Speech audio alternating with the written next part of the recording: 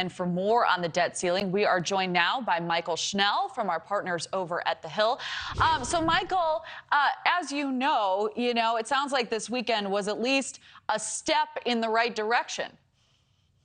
Yeah, Kelly, that's exactly right. A huge milestone, a huge development that President Biden and Speaker McCarthy were actually able to come to this agreement in principle. And then even more than that, they released legislative text yesterday, which is a pretty arduous task within itself, turning that framework into legislative text.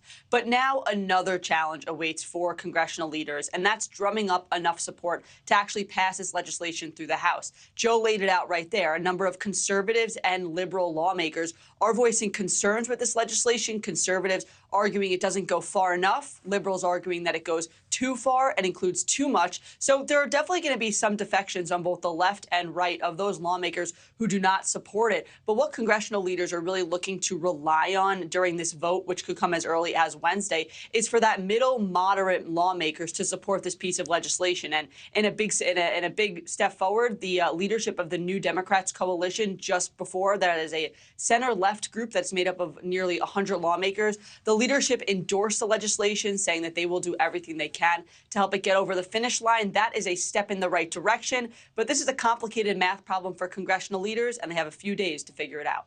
Yeah, they certainly do. And as you know, a big concern, Mychael, is experts are saying even a short-term default could cost millions of Americans their job. Who's at risk there? Well, listen, if the country were to default on its loans, that would affect all Americans, right? Inflation would go up, unemployment would go up, 401ks would plummet, and it would sort of rattle the stock market. But it doesn't look like we're going to have that situation, right? We saw congressional leaders after especially this framework in principle was announced this weekend, and after that legislative text came out, we heard Kevin McCarthy, we heard Senate Minority Leader Mitch McConnell say the country is not going to default. There is now a compromise on the table that President Biden and Speaker McCarthy have come to. Now, look, it doesn't give either side nearly everything that they wanted, but there are some sweeteners in the deal for both Democrats and Republicans. And so what we're going to see now is Congress pass this piece of legislation. I think it's likely that it will pass over the finish line. There may be a few hiccups on the road there. There may be some posturing from those liberals and conservatives. But I do think that this legislation will make it to President Biden's desk and avert a default on U.S. loans by that X date, June 5th. Okay, well, that's good news.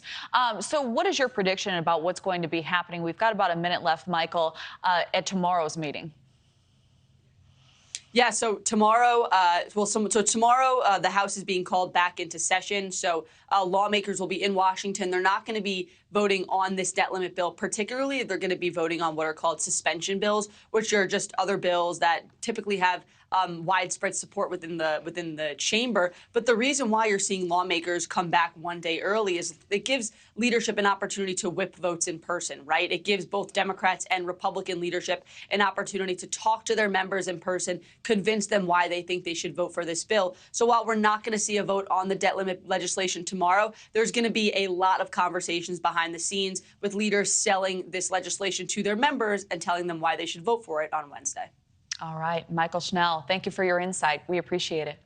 Thank you for watching. Go to newsnationnow.com to find NewsNation on your television provider. And don't forget to click the red subscribe button below to get more of NewsNation's fact-driven, unbiased coverage.